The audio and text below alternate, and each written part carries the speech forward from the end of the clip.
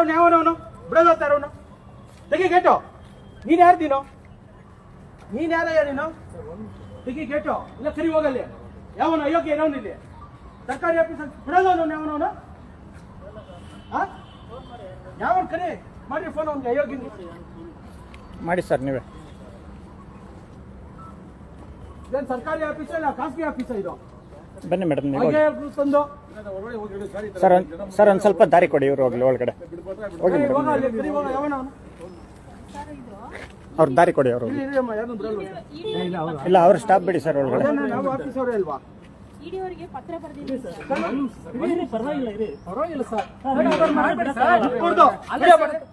ಮಾಡ್ತಾ ಇದ್ದೀನಿ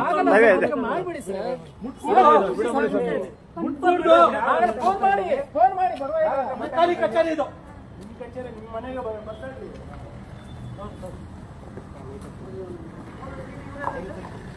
ಇವರು ಸ್ಟೇಟ್ ಹೆಡ್.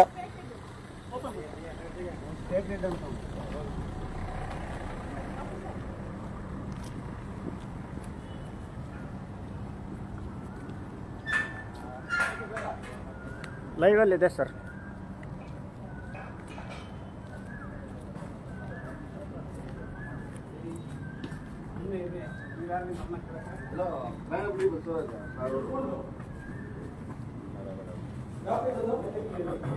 ಬನ್ನಿ ಸರ್ ಒಳಗಡೆ.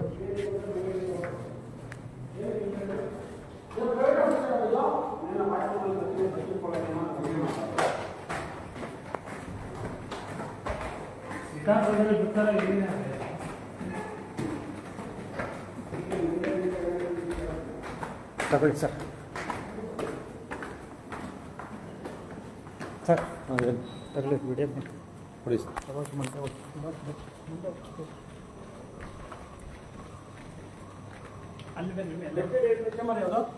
ಅವ್ರಿಲ್ಲ ಸರ್ ಮೇಲೆ ಮೇಲ ಒಂದ್ಸಲ ನೋಡ್ರಿ ನಮ್ಗೆ ಇದು ಮಾಡ್ಕೊಡ್ತೀರಾ? ಒಂದು ನಿಮಿಷ ಇದೆ. ನೀ ಮುಟ್ಟೇನಿಲ್ಲ ನಮ್ಮನ್ನ.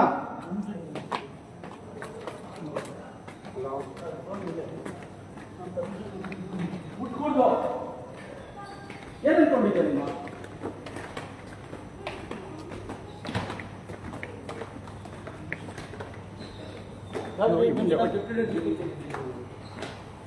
ಸೀದಾ ಓಕೆ ಸರ್ ಒಳಗಡೆ ನೀವು. ಹಾಂ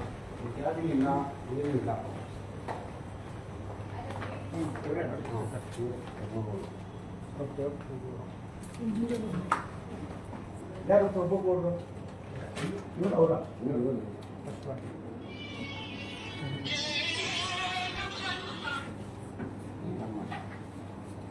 Okay, thank you. Nice to meet you. Nice to meet you. Nice to meet you.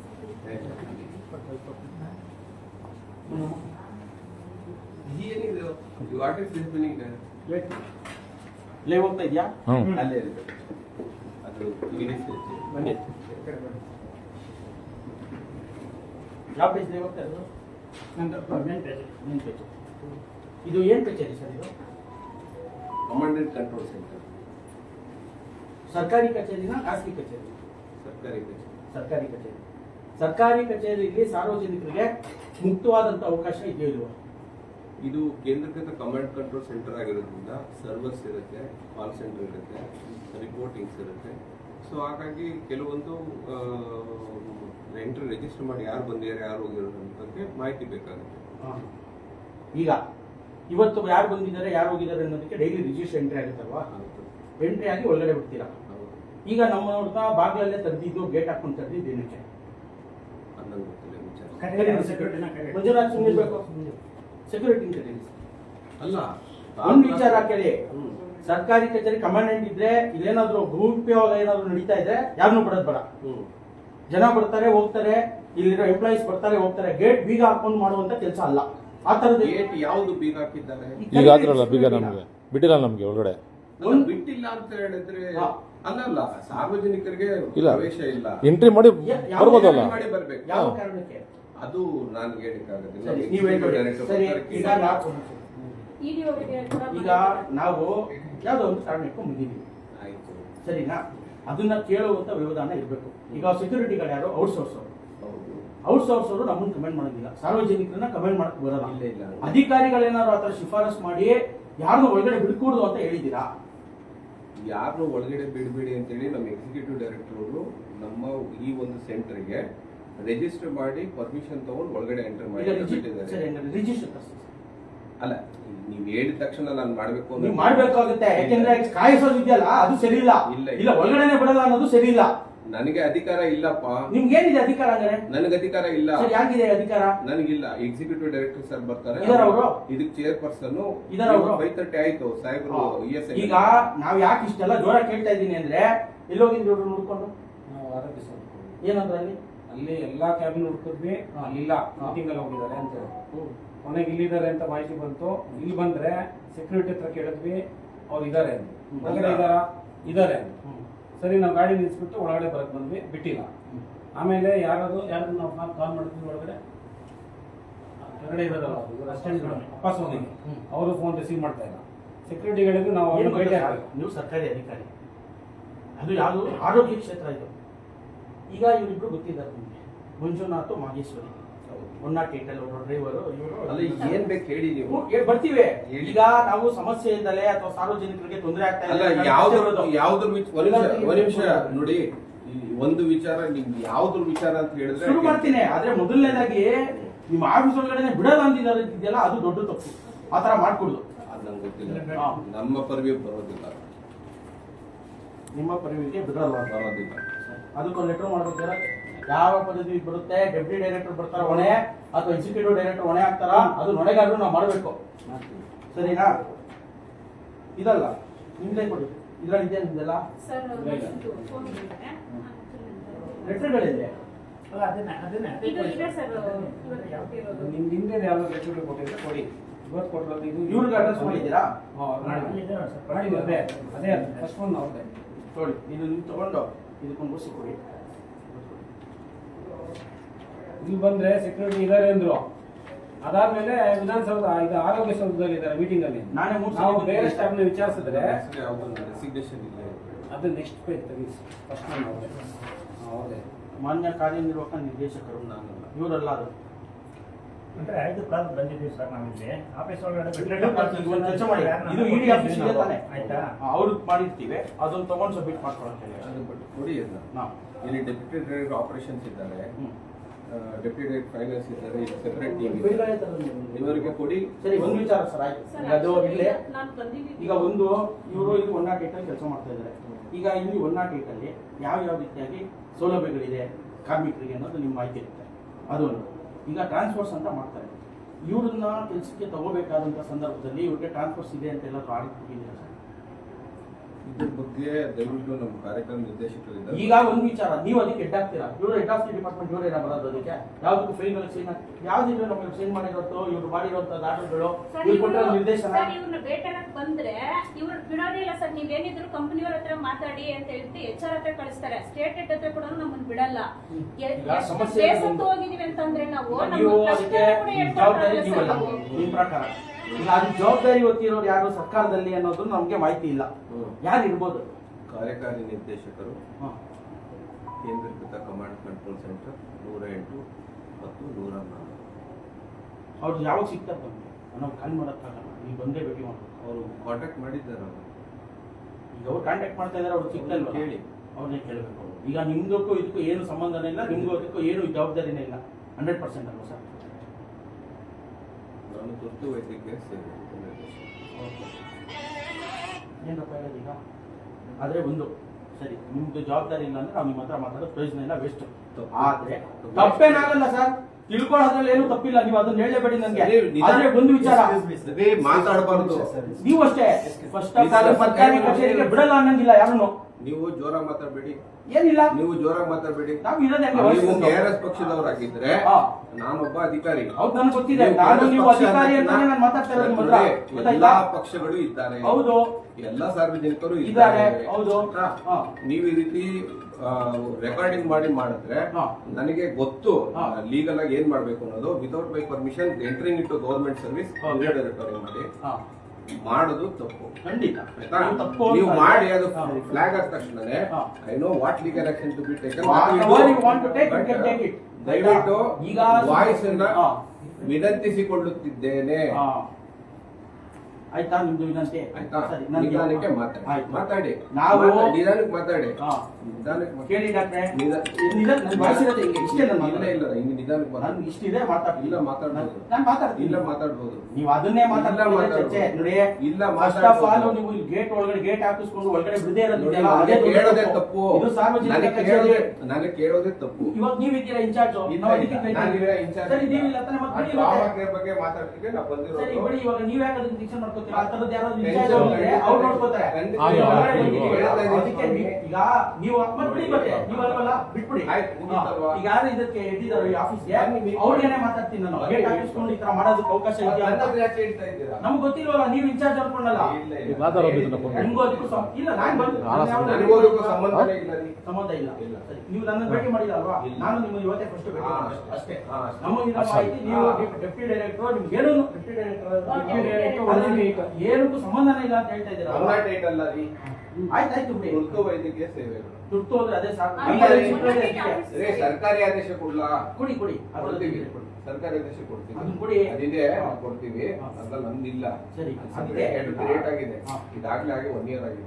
ಅರ್ಥ ಆಯ್ತಾ? ಅದಕ್ಕೆ ಮುಂಚೆ ನೀವು ನಾವು ಹ್ಯಾಂಡ್ ಓವರ್ ಮಾಡೋದು, ಟೇಕ್ ಓವರ್ ಮಾಡ್ಕೊಡೋದಕ್ಕೆ ನಾವು ಆಗೋದು ಕಮ್ಮಿ. ಆಯ್ತು ಅದು. ಅದು ದೇವರಾಜ್ ಅವ್ರಿಗೆ ನಿನ್ನೆ ದೂರವಾಣಿ ಮುಖಾಂತರ ಮಾಡಿದ್ದೀನಿ, ಹೇಳಿದ್ದೀನಿ ಅವ್ರು. ಈಗ ಒಂದು ವಿಚಾರ ಕೇಳಿ ಸರ್. ಕೇಳಿಸ್ಕೊಡಿ. ನೀವ್ ಹೇಳಿದ್ದೀರಾ? ಹೇಳಿದ್ದೀವಿ ಅಂದ್ರೆ ನೀವ್ ಹೇಳಿಲ್ವಾ? ಇಲ್ಲ, ಅವ್ರು ಹೇಳಿಲ್ಲ. ಯಾಕೆ ಹೇಳಿಲ್ಲ? ಯಾಕೆ ಹೇಳಿಲ್ಲ ಅಂತ ಹೇಳ್ತೀನಿ. ಅಧಿಕೃತವಾಗಿ ಯಾವ್ದು ಆಗಿಲ್ವಲ್ಲ. ಹೇಳಿ ಸರ್. ಅದು ನೀವು ಹೇಳಿರೋದು ಏನಂತ, ನಾನು ಹ್ಯಾಂಡ್ ಓವರ್ ಮಾಡ್ತಾ ಇದ್ದೀನಿ. ಹ್ಮ್. ನೀವಿದ್ದೀರಾ? ಹೌದು, ಇದ್ದೀನಿ. ಹ್ಯಾಂಡ್ ಓವರ್ ಇಲ್ಲ.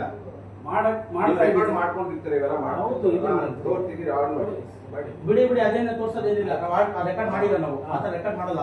ಹೇಳ್ಬಿಟ್ಟು ಹಿಂಗೆ ರೆಕಾರ್ಡ್ ಮಾಡೋದು ನಾವು. ನೋಡಿ, ಹೌದು. ಅದು ಲೈವ್ ತಪ್ಪು. ವಿಡಿಯೋ ರೆಕಾರ್ಡ್ ಅಲ್ಲ. ನಾನು ಇದನ್ನ ಅಗ್ರಿ ಮಾಡಲ್ಲ. ನೀವು ಮಾಡೋದು ಬೇಡ. ಕಾನೂನಾತ್ಮಕ ನಾನು ಈಗ ಯಾರ್ಯಾರಿದ್ದಾರೋ ಅದನ್ನು ವಿಡಿಯೋ ತಗೊಳ್ಳಿ. ಕಾನೂನಾತ್ಮಕವಾಗಿ ನಾನು ಇದನ್ನ ಫ್ಲಾಗ್ ಮಾಡಿದ್ರೆ ಸೋಷಿಯಲ್ ಮೀಡಿಯಾದಲ್ಲಿ ನಾನು ವೈಯಕ್ತಿಕ ಕಾರಣದಿಂದ ನೀವು ಮಾಡಿರೋದನ್ನ I will know what I will. ನಾವು ನೋಡ್ತಿದೀವಿ. ಈಗ ಸಾರ್ವಜನಿಕರು ಮಾತಾಡ್ತಾ ಇದೆ. ಇದು ಸಾರ್ವಜನಿಕ ಕಚೇರಿ. ಮಾಡಿ. ಇಲ್ಲಿ ಸಾರ್ವಜನಿಕರನ್ನ ಒಳಗಡೆನೆ ಬಿಡದಲ್ಲೇ ಗೇಟ್ ಹಾಕೊಂಡು ದಬ್ಬಾಳಿಕೆ ಮಾಡುವಂತದ್ದಕ್ಕೆ ಅವಕಾಶ ಇಲ್ಲ. ಯಾಕಂದ್ರೆ ಸಾರ್ವಜನಿಕರ ತೆರಿಗೆ ಹಣದಿಂದ ಕಮಾಂಡ್ ಕಂಟ್ರೋಲ್ ಸೆಂಟರ್ ಸರ್ವರ್ ಇರುತ್ತೆ, ಮಾಹಿತಿ ಇರುತ್ತೆ. ಸಾರ್ವಜನಿಕರ ಮಾಹಿತಿ ಏನಾದ್ರೂ ಲೀಕ್ ಆದಲ್ಲಿ ಸಂಬಂಧಪಟ್ಟವ್ರಿಗೆ ಅದಕ್ಕೆ ಅಂತ ಒಂದು ಕಾನೂನು ಇರುತ್ತೆ. ಆ ಥರದ್ದೇನಾದ್ರೂ ಕಾನೂನು ಇದ್ರೆ ಆಕ್ಷನ್ ತಗೋತಾರೆ. ಆ ಥರ ಏನಾದ್ರು ದಯವಿಟ್ಟು ಕಾನೂನು ಇದ್ರೆ ಸಾರ್ವಜನಿಕರಿಗೆ ಹಾಕ್ಬೇಕು. ಎಲ್ಲರಿಗೂ ಮನವಿ ಮಾಡ್ತಿರೋದೇನಂದ್ರೆ ಇಲ್ಲಿ ಏನಾದ್ರು ಸಮಸ್ಯೆ ಇತ್ತು ಅಂದ್ರೆ ಸಂಬಂಧಪಟ್ಟವರೇ ನೇರ ಈಗ ಅದೇ ವಿಚಾರ ಆದ್ರೆ ಯಾವುದೇ ಒಂದು ಕಚೇರಿಗೆ ಬರಬೇಕಾದಲ್ಲಿ ಆ ಸಂಬಂಧಪಟ್ಟವರು ನೋಂದಾಯಿಸಿ ಆ ಸಂಬಂಧಪಟ್ಟ ಅಧಿಕಾರಿಗಳ ಹತ್ರ ಪರ್ಮಿಷನ್ ತಗೊಂಡು ಬರ್ಬೇಕಾಗಿರ್ತದೆ. ಯಾರನ್ನು ನಾವು ನಿಲ್ಲಿಸಬೇಡಿ ಬರ್ಬೇಡಿ ಅಂತ ನಾವೆಲ್ಲೂ ಹೇಳಿಲ್ಲ. ನೀವು ಇದಾಗಿ ಬಂದಿರೋದ್ರಿಂದ ತಪ್ಪಾಗುತ್ತೆ. ಈಗ ಪಾಪ ಅವ್ರ ಆಕ್ಟರ್ ಎಲ್ಲ ಹೇಳ್ಬಿಟ್ರು ಏನೇನಾಗಿದೆ ಅಂತ. ಈಗ ಯಾರ್ಯಾರು ನಮ್ಮನ್ನ ಲೈವ್ ನೋಡ್ತಾ ಇದ್ದೀರಾ, ಗೇಟ್ ಯಾವ ರೀತಿ ಬಂದಾಗಿತ್ತು, ನಾವು ಇವ್ರ ಸೆಕ್ಯೂರಿಟಿ ಅವ್ರು ಯಾರು, ಅವ್ರು ನೋಡಿ, ಇವಾಗ- ಸೆಕ್ಯೂರಿಟಿಗೆ ಕೆಲಸ ಮಾಡ್ತಾ ಇರೋ. ಈಗ ಬನ್ನಿ ಈಗ ಇವ್ರ ಹತ್ರ ಇವಾಗ ಮಾತಾಡೋದು 6:30 ಪ್ರಶ್ನೆ ಟೈಮ್ ಇಲ್ಲ. ಆಗಿದೆ. ಈಗ ಅವ್ರು 6:30 ನಮ್ಮ ಟೈಮಲ್ಲಿ ನಡೀರಿ, ನಡೀರಿ. ನಮ್ಮ ಪಕ್ಷದ ಕಾರ್ಯಕರ್ತರು 5 ಗಂಟೆ 15 ನಿಮಿಷಕ್ಕೆ ಈ ಕಚೇರಿಗೆ ಬಂದಿರುವಂತ ನಡೀರಣ್ಣ. ನಮ್ಮ ಪಕ್ಷದ ಕಾರ್ಯಕರ್ತರು 5 ಗಂಟೆ 15 ನಿಮಿಷಕ್ಕೆ ಈ ಕಚೇರಿಯ ಮುಂದೆ ಬಂದಿದ್ದು. ಆಗ್ಲಿಂದಾನೆ ಸೆಕ್ಯೂರಿಟಿಗಳು ಗೇಟ್ ಹಾಕೊಂಡು ಒಳಗಡೆ ಬಿಡೋಲ್ಲ ಅಂತ ಹೇಳಿ, ಇದು ಯಾವ ರೀತಿಯಾದಂತ ಸಾರ್ವಜನಿಕರ ಕಚೇರಿ ಇದು? 108 ಏನು ಅವ್ರು ಹೇಳ್ತಾ ಇದಾರಲ್ಲ, ತುರ್ತು ಘಟಕ. ಇಲ್ಲಿ ಯಾರ್ಯಾರು ಇರ್ತಾರಮ್ಮ ಒಳಗಡೆ? ಕಾಲ್ ಸೆಂಟರ್ಸ್ ಇದು. ಇಲ್ಲಿ ಎಷ್ಟು ಅಕ್ರಮ ಇಲ್ಲಿ ಕೆಲಸ ಮಾಡ್ತಾ ಇದ್ದಂತಹ ಸಿಬ್ಬಂದಿಗಳಿಗೆ ಸಮಸ್ಯೆ ಆಗಿದೆ. ಆ ಸಮಸ್ಯೆಗೆ ಕಾರಣಕರ್ತರು ಯಾರು, ಅವ್ರಿಗೆ ಪರಿಹಾರ ಯಾವ ರೀತಿಯಾಗಿ ಸಿಗಬೇಕು? ಯಾಕೆಂದ್ರೆ ಕಾಂಟ್ರಾಕ್ಟ್ ಬೇಸಿಸ್ ಮೇಲೆ ಕೆಲಸ ಮಾಡುವಂತವ್ರನ್ನ ಬೆಂಗಳೂರಿಂದ ಉಡುಪಿಗೆ ಟ್ರಾನ್ಸ್ಫರ್ ಮಾಡ್ತಾರೆ ಕಾರಣನೇ ಇಲ್ದಲೆ. ಇಲ್ಲಿ ನಡೆದಿರುವಂತಹ ಅಕ್ರಮಗಳನ್ನ, ಭ್ರಷ್ಟಾಚಾರಗಳನ್ನ ಪ್ರಶ್ನೆ ಮಾಡಿದ್ದಾರೆ ಅನ್ನುವಂತ ಒಂದೇ ಒಂದು ಕಾರಣಕ್ಕೆ ಯಾವುದೇ ರೀತಿಯ ತಿಳುವಳಿಕೆ ಪತ್ರ ನೀಡದೆ ಏಕಾಏಕಿ ಬೆಂಗಳೂರಿನಿಂದ ಉಡುಪಿಗೆ ಟ್ರಾನ್ಸ್ಫರ್ ಮಾಡ್ತಾರೆ. ಅವ್ರಿಗೆ ಯಾವುದೇ ರೀತಿಯಾದಂತಹ ಸೌಲಭ್ಯಗಳಿದೆಯಾ? ಔಟ್ಸೋರ್ಸ್ ಅಲ್ಲಿ ಕೆಲಸ ಮಾಡ್ತಾ ಇರುವಂತದ್ದು. ಸರ್ಕಾರದಿಂದ ಯಾವ್ದಾದ್ರು ಸವಲತ್ತುಗಳು ಕೊಟ್ಟಿದ್ದಿದ್ರೆ ಅಂತವ್ರನ್ನ ಟ್ರಾನ್ಸ್ಫರ್ ಮಾಡ್ಬೋದು. ಆದ್ರೆ ಇವ್ರಿಗೆ ಯಾವುದೇ ರೀತಿಯ ಏನು ಒತ್ತೆಗಳಿಲ್ಲ, ಇಷ್ಟ ಏನಿಲ್ಲದೇ ಇದ್ರು ಇವ್ರನ್ನ ಏಕಾಏಕಿ ಟ್ರಾನ್ಸ್ಫರ್ ಮಾಡಿದ್ದಾರೆ. ಇದನ್ನ ಕೇಳಕ್ ಬರ್ತಾ ಇದೀವಿ ಅನ್ನೋ ಕಾರಣಕ್ಕೆ ಅವ್ರು ಗೊತ್ತಾದ ನಂತರ ಇಲ್ಲಿ ಗೇಟ್ಗಳು ಹಾಕ್ಸುವಂತ ಕೆಲಸವನ್ನ ಮಾಡ್ತಾರೆ. ಈಗ ಹೇಳ್ತಾರೆ, ನೀವು ಇದನ್ನೇನಾದ್ರೂ ಟೆಲಿಕಾಸ್ಟ್ ಮಾಡ್ಬಿಟ್ರೆ ನಿಮ್ಮ ಮೇಲೆ ಕಾನೂನು ಕ್ರಮ. ಖಂಡಿತವಾಗ್ಲು ಯಾವ್ದಾದ್ರು ಸರ್ಕಾರಿ ಕಚೇರಿಯಲ್ಲಿ, ಸಾರ್ವಜನಿಕರ ಕಚೇರಿ ಸ್ಥಳದಲ್ಲಿ ವಿಡಿಯೋ ಮಾಡಬಾರ್ದು ಅಂತ ಎಲ್ಲಾದ್ರೂ ರೂಲ್ಸ್ ಇದ್ರೆ, ಪಾಪ ಅವರು ಡಾಕ್ಟ್ರು ಅವ್ರಿಗೆ ಗೊತ್ತಿಲ್ಲ ಅಂತ ಕಾಣುತ್ತೆ, ವಿಡಿಯೋ ಮಾಡಬಾರ್ದು ಅನ್ನುವಂಥದ್ದು ಯಾವ್ದಾದ್ರು ಕಾನೂನು ಇದೆಯಾ? ಸುಪ್ರೀಂ ಕೋರ್ಟ್, ಹೈಕೋರ್ಟ್ಗಳು ಎಲ್ಲಿದೆ? ಇವತ್ತು ಪೊಲೀಸ್ ಸ್ಟೇಷನ್ಗಳಲ್ಲಿ ಲೈವ್ ಮಾಡ್ಬೋದು. ಸಾರ್ವಜನಿಕರ ಕಚೇರಿಗಳಲ್ಲಿ ಇವತ್ತು ಇಲ್ಲಿ ಅಕ್ರಮ ನಡೆಯುತ್ತೆ, ಭ್ರಷ್ಟಾಚಾರ ನಡೆಯುತ್ತೆ ಅಂತ ನಾವು ಎಲ್ಲಿಗೆ ತೋರಿಸ್ಬೇಕು? ವಿಡಿಯೋ ಮಾಡಲೇಬೇಕು. ಇಲ್ಲಿ ಇಲ್ಲ ಅಂದಿದ್ರೆ ಅವರು ನಮ್ಮನ್ನ ಯಾವ ರೀತಿಯಾಗಿ ನಡೆಸ್ಕೊಂಡಿರೋರು? ಇಲ್ಲಿ ಯಾರೋ ಔಟ್ಸೋರ್ಸ್ ಸೆಕ್ಯೂರಿಟಿಗಳನ್ನ ಇಟ್ಕೊಂಡು ಗೇಟ್ ಬಂದ್ ಮಾಡಿಸ್ತಾರೆ. ಈ ರೀತಿಯಾಗಿ ಸರ್ಕಾರಗಳು ನಡೀತಾ ಇರುವಂತದ್ದು. ಇದೇ ಸಂದರ್ಭದಲ್ಲಿ ನೂತನವಾಗಿ ಸಚಿವರಾಗಿರುವಂತಹ UT ಖಾದರ್ ಅವರು ಇದನ್ನೆಲ್ಲ ಗಮನಿಸಬೇಕು.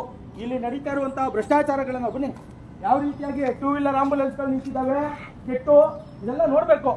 ಈ ತರದನ್ನ ಮತ್ತೆ ಇಲ್ಲಿ ಕೆಲಸ ಮಾಡುವಂತಹ ಡ್ರೈವರ್ಗಳಿಗೆ ಮತ್ತೆ ನರ್ಸ್ಗಳಿಗೆ ಎಷ್ಟು ಸಂಬಳಗಳನ್ನ ಅದರಲ್ಲಿ ಮೋಸ ಆಗಿದೆ, ವೇಜಸ್ ಅಲ್ಲಿ ಮೋಸ ಆಗಿದೆ. ಅವ್ರಿಗೆ ಬರಬೇಕಾದಂತ ಭತ್ಯೆಗಳನ್ನ ಸರಿಯಾಗಿ ಕೊಟ್ಟಿಲ್ಲ, ಎಲ್ಲ ತೆಗೆದುಬಿಟ್ಟಿದ್ದಾರಾ ನೋಡಿ. ಅಲ್ಲೆಲ್ಲಾದ್ರೂ ಕಾಣಿಸುತ್ತಾ ನೋಡಿ? ಅಲ್ಲಿದೆ ಸರ್, ಆ ಕಡೆ ಇದೆ, ಆ ಕಾಂಪೌಂಡ್ ಒಳಗಡೆ ಇದೆ ನೋಡಿ. ಎಲ್ಲ ಇಲ್ಲಿ ಗುಡ್ಡೆ ಹಾಕೊಂಡಿದ್ರು ಗಾಡಿಗಳನ್ನ, ಈಗ ಅದನ್ನೆಲ್ಲ ಶಿಫ್ಟ್ ಮಾಡಿ ಹೊರಗಡೆ ಹಾಕಿದ್ದಾರೆ. ಇದನ್ನ ಯಾಕೆ ಹೇಳ್ತಾ ಇದೀವಿ ಅಂದ್ರೆ, ಈಗ ಆರೋಗ್ಯ ಸಚಿವರಾಗಿರುವಂತಹ ಖಾದರ್ ಅವರು ಇದನ್ನೆಲ್ಲ ಗಮನಿಸಬೇಕು. ಇಲ್ಲಿ ಏನು 108 ಆಂಬ್ಯುಲೆನ್ಸ್ ನಲ್ಲಿ ಆಗಿರುವಂತಹ ಕೋಟ್ಯಾಂತರ ರೂಪಾಯಿ ಭ್ರಷ್ಟಾಚಾರವನ್ನ ನಮ್ಮ ಪಕ್ಷದ ಕಾರ್ಯಕರ್ತರು ಅದನ್ನ ಬಯಲು ಮಾಡಿದ್ದಾರೆ. ಈಗ ಅದರ ಮೇಲೆ ಲೋಕಾಯುಕ್ತಕ್ಕೂ ದೂರನ್ನ ಸಲ್ಲಿಸಿದ್ದಾರೆ. ಆ ಕಾರಣದಿಂದ ಇವ್ರಿಗೆಲ್ಲ ಇದೆಲ್ಲ ಗೊತ್ತಿದೆ, ಏನೇನಾಗಿದೆ, ಇಲ್ಲಿ ನಡೀತಾ ಇರುವಂತಹ ಅಕ್ರಮ ಏನು, ಭ್ರಷ್ಟಾಚಾರ ಏನು. ಈಗ ನಮ್ಮ ಜೊತೆ ಮಾತಾಡಿದಂತ ಡೆಪ್ಟಿ ಡೈರೆಕ್ಟರ್ ನೇರ ಹೊಣೆಗಾರರು ಇದರಲ್ಲಿ. ಆ ಕಾರಣದಿಂದಾಗಿ ನಮ್ಮನ್ನ ಫೇಸ್ ಮಾಡಕ್ಕಾಗ್ದಲೇ ಗೇಟ್ ಬಂದ್ ಮಾಡಿಸಿರುವಂತದ್ದು. ಈ ರೀತಿಯಾಗಿ ನಡೀತಾನೆ ಇರ್ತವೆ ಎಲ್ಲಾ ಇಲಾಖೆಗಳಲ್ಲೂ. ಒಂದು ರೀತಿಯಾಗಿ ಇವತ್ತು ಕೆಲವರು ಭ್ರಷ್ಟ ಅಧಿಕಾರಿಗಳು ತುಂಬಿ ತುಳುಕ್ತಾ ಇದ್ದಾರೆ. ಅಂತವ್ರನ್ನ ಮಟ್ಟ ಹಾಕೋದಕ್ಕೆ ಕರ್ನಾಟಕ ರಾಷ್ಟ್ರ ಸಮಿತಿ ಪಕ್ಷ ಈ ರೀತಿಯಾದಂತಹ ಹೋರಾಟಗಳನ್ನ ಮಾಡ್ತಾನೆ ಇರುತ್ತೆ. ನಾವು ಇವ್ರೇನೋ ಇವಾಗ ಹೇಳಿದ್ರು ಅಂತ ಹೇಳಿ ಎದೆಗುಂದಲ್ಲ. ಇವ್ರಿಗೆ ಯಾವ ರೀತಿಯಾಗಿ ಕಾನೂನಿನಲ್ಲಿ, ಲೋಕಾಯುಕ್ತರ ಮುಖಾಂತರ ಕಾನೂನಿನಲ್ಲಿ ಯಾವ ರೀತಿಯಾಗಿ ಪಾಠ ಕಲಿಸೋದನ್ನ ನಾವು ಕಲಿಸ್ತೀವಿ. ಇವರ ಗೊಡ್ಡು ಬೆದರಿಕೆಗಳಿಗೆ ಕಂಪ್ಲೇಂಟ್ ಕೊಡ್ತೀವಿ, ಇನ್ನೊಂದು ಮಾಡ್ತೀವಿ ಅನ್ನೋದಕ್ಕೆ ನಾವು ಎದುರ್ಕೊಳ್ಳುವಂತ ಜಾಯಮಾನ ಅಲ್ಲ. ಇದಕ್ಕೆ ಎದುರ್ಕೋಬೇಕಾಗಿರುವಂತದ್ದು ಅಲ್ಲ. ನಾವು ಕಾನೂನು ಬಿಟ್ಟೇನೂ ಮಾಡಿಲ್ಲ. ಇದನ್ನ ಹೇಳ್ತಾ ಮುಂದಿನಿಂದಲೇ ಇವರಲ್ಲಿ ಏನಾಗಿದೆ ಅಕ್ರಮಗಳನ್ನ ಒಂದೊಂದೇ ಆಗಿ ರಾಜ್ಯದ ಜನಕ್ಕೆ ತಿಳಿಸುವಂತ ಕೆಲಸವನ್ನ ನಾವು ಮಾಡ್ತೀವಿ. ನಮಸ್ಕಾರ. ಹಿಂಗೆ ಬನ್ನಿ, ಮೊನ್ನೆ ಹಂಗೆ ಲೈವ್ ಕ್ಲೋಸ್ ಮಾಡಿಬಿಡಿ, ಏಕತ್ರ ಮಾಡೋಣ. ಭದ್ರತೆ ಮಾಡ್ತೀವಿ.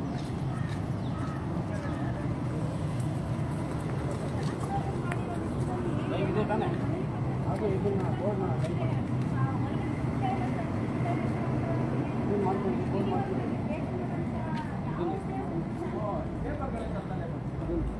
ನಾವು ಬಂದಿದ್ದು ಮನವಿ ಪತ್ರ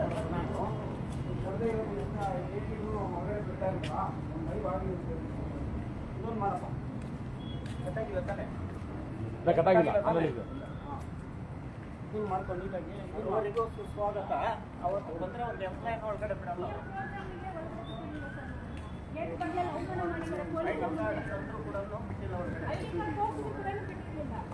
ಮನವಿ ಪತ್ರ ಇವತ್ತು ರಾಜ್ಯಪಾಲರಿಗೆ ಏನು ಕೊಟ್ಟಿದ್ದೀವಿ, ಎಲ್ಲರಿಗೂ ಕೊಟ್ಟಿದ್ದೀವಿ. ನಿಮಗೆ ಇಲ್ಲಿ ಈ ಥರ ಇದು ನಾವು ಹಾಕಿ ಬೋರ್ಡ್ ಇಂಗ್ಲೀಷಲ್ಲಿ ಇತ್ತು. ನಾವು ಅವತ್ತು ಲೈವ್ ಮಾಡಿದ್ದು ಇದನ್ನೇ.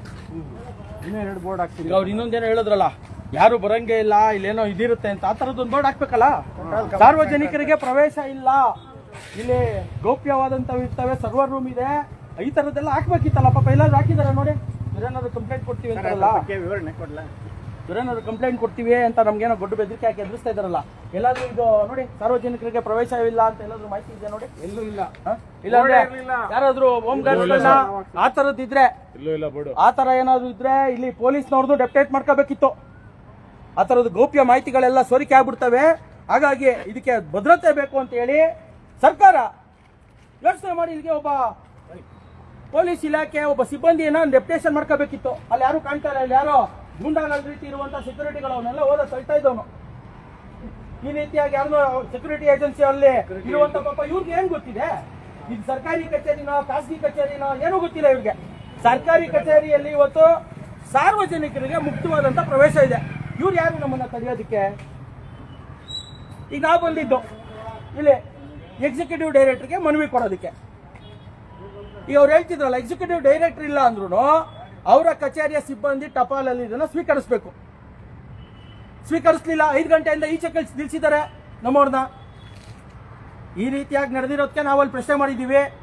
ರಾಜ್ಯದ ಜನ ಈ ರೀತಿಯಾಗಿ ಬಹುತೇಕ ಸರ್ಕಾರಿ ಕಚೇರಿಗಳಿರುವಂಥದ್ದು, ಅವ್ರು ಏನಾದರೂ ಆಗಲಿ ನಾವು ಅದನ್ನು ಎದುರಿಸೋದಕ್ಕೆ ನಾವು ಸದಾ ಸಿದ್ಧ ಇದ್ದೀವಿ ಅಂತ ಹೇಳ್ತೀವಿ. ನಮಸ್ಕಾರ.